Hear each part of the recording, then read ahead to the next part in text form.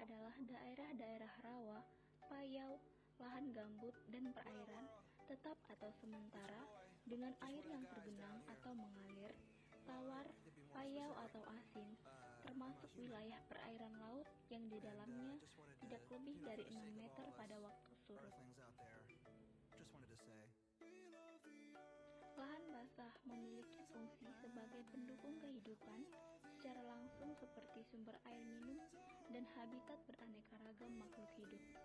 Memiliki berbagai fungsi ekologis seperti pengendali banjir, pencegah intrusi air laut, erosi, pencemaran, dan pengendali iklim global.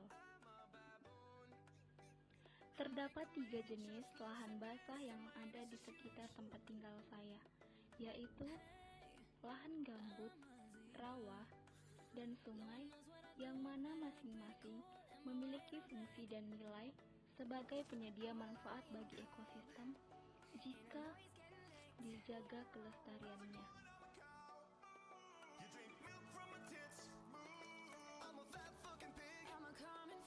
Lahan gambut dimanfaatkan masyarakat untuk perkebunan kelapa sawit, di mana untuk membuka kebun kelapa sawit, tanah harus diturunkan lewat drainase. Oleh karena drainase itu, tanah gambut akan mengering, menjadi sensitif terhadap api dan kebakaran di saat musim kemarau, dan menjadi sensitif pada musim hujan yang dapat menimbulkan banjir yang merugikan masyarakat sekitar.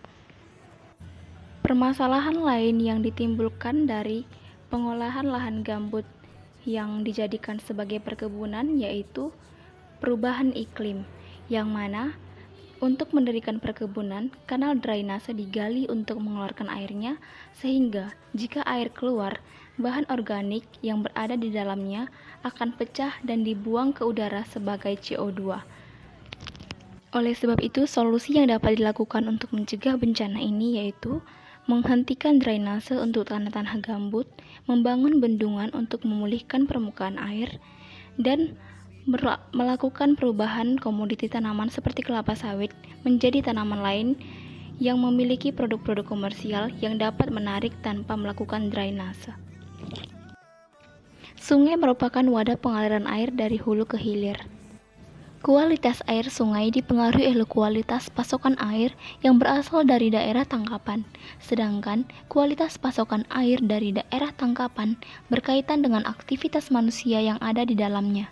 Berbagai aktivitas manusia dalam memenuhi kebutuhan hidupnya yang berasal dari kegiatan industri rumah tangga dan pertanian akan menghasilkan limbah yang memberikan sumbangan pada penurunan kualitas air sungai.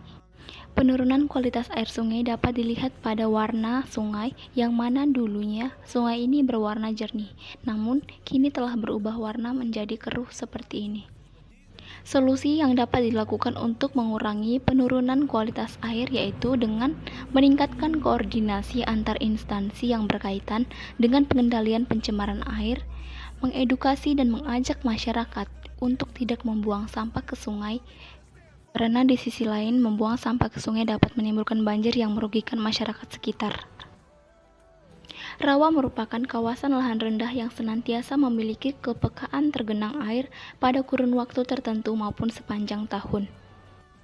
Lahan rawa ini tidak dimanfaatkan sebagai lahan pertanian oleh masyarakat sekitar, dikarenakan lahan ini digunakan sebagai tempat melintasnya pipa gas yang dipasang oleh pemerintah. Lahan rawa yang tidak dimanfaatkan untuk lahan pertanian banyak ditumbuhi oleh ilalang atau Imperata cylindrica.